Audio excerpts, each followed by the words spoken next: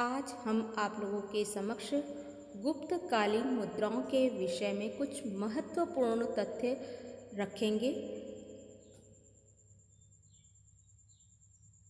गुप्त शासकों ने अपने विशाल साम्राज्य को सुचारू रूप से चलाने के लिए स्वर्ण, रजत, कांस्य की मुद्राएं चलाईं।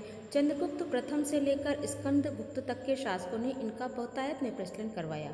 गुप्तकालीन स्वर्ण सिक्के विभिन्न आकार प्रकार के थे। इन सिक्कों में राजा, रानी, गरुड़, धनुर्धारी, परशु, अश्वारोही आदि प्रकार के सिक्के अधिक प्रसिद्ध हैं। गुप्तकालीन सिक्कों की विशेषताएं। गुप्तकालीन सिक्कों में भारतीयता दृष्टव्य होती है। इन पर विदेशी प्रभाव के स्थान पर राष्ट्रीयता दिखती है। राजा, रानी, देवी देवताओं का अंकन राष्ट्रीय वेशभूषा में हुआ है। इन सिक्कों में कलात्मकता विविध रूपों में दिखती है। संस्कृत भाषा ब्राह्मण लिपि में लेख अंकित हैं। संगीत आखेट प्रेम की अभिव्यक्ति है। चंद्रगुप्त प्रथम की मुद्राएं। चंद्रगुप्त प्रथम ने राजा रानी प्रकार की स्वर्ण मुद्राओं का प्रचलन करवाया था। इस मुद्रा में राजा रानी परस्पर सम्मुख स्थिति में चित्रित हैं।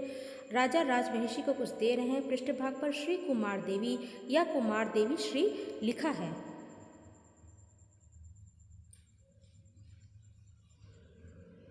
समुद्रगुप्त की मुद्राएं। गरुड़ प्रकार मुख भाग पर अलंकृत वेश में राजा की आकृति, पृष्ठभाग पर सिंहासनासीन देवी के साथ पराक्रम अंकित है। धनुर्धारी प्रकार इसके मुख पर सम्राट धनुष बाण लिए तथा पृष्ठभाग पर सिंहवाहिनी देवी है।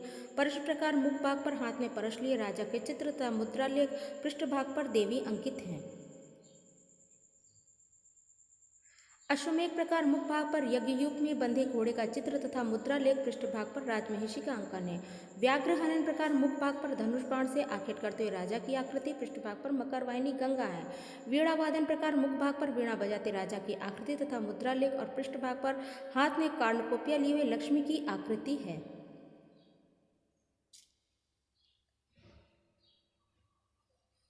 कांच की मुद्राएं। समुद्रगुप्त के बाद रामगुप्त ने अपने अल्प शासन काल में एक सिक्का चलाया जिसे कांच की मुद्रा के नाम से जाना जाता है।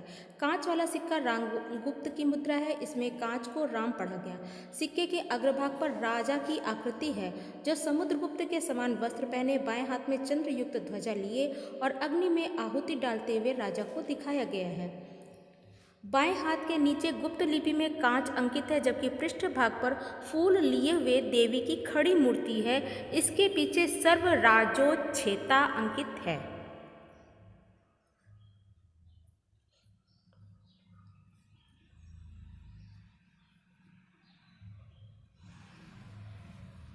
चंद्रगुप्त द्वितीय की मुद्राएं। चंद्रगुप्त द्वितीय के सिक्कों में केवल विक्रम, अजीत, शील चक्र शब्दों से जुड़ी उपाधियां मिलती हैं। चंद्रगुप्त द्वितीय द्वारा स्वर्ण मुद्राओं का विभाजन 8 वर्णों में किया गया है। धनुर्धारी प्रकार सिंह निहंता, अश्वारोही, पर्यंक स्थित राजा रानी, ध्वजधारी, चक्र, विक्रम, छत्र प्रकार की मुद्राएं। चंद्रगुप्त द्वितीय की रजत मुद्राएं शक छत्रपों की मुद्राओं की भांति ऊर्ध्व आकृति का प्रदर्शन, उनका अनुकरण स्पष्ट दिखता है। पृष्ठभाग पर वक्राकार रेखा अर्धचंद्र की आकृति शकों की भांति चंद्रगुप्त की मुद्रा पर भी है, लेकिन जहां शकों ने पर्वत का अंकन किया वहां गुप्त मुद्रा पर गरुड़ अंकन है जो गुप्तों का राज के चिन्ह था। 2 प्रकार के मुद्रा लेख चंद्रगुप्त की मुद्रा पर थे, वे जिनमें विक्रमादित्य अंकित है। चंद्रगुप्त द्वितीय को गुप्तकालीन शासकों में सिक्कों के चलाने के लिए जाना जाता है। उनके पूर्ववर्ती या बाद के शासकों के ऐसे प्रमाण नहीं मिलते जिन्होंने ताम्र सिक्के चलाए हों। यद्यपि रामगुप्त और कुमारगुप्त की गणना इस विषय पर की जा सकती है, तथापि इन शासकों द्वारा चलाए गए सिक्कों की संख्या अत्यल्प है। चंद्रगुप्त द्वितीय ने छत्र प्रकार के धनुर्धारी, चक्र, ऊर्ध्वाकृति स्थिति अवस्था में राजा रानी प्रकार के सिक्के चलाए। चंद्रगुप्त के इन सिक्कों को पूरी तरह से विक्रमादित्य या चंद्र अंकित है, जबकि पृष्ठभाग पर महाराजा चंद्रगुप्त, श्री चंद्रगुप्त या चंद्रगुप्त अंकित है। सामान्यतः चंद्रगुप्त द्वितीय के ताम्र सिक्कों पर मौलिकता दिखती है, उनमें ऊर्ध्वाकृति पर कुषाणकालीन मुद्रा का आदर्श प्रभाव भी दिखता है।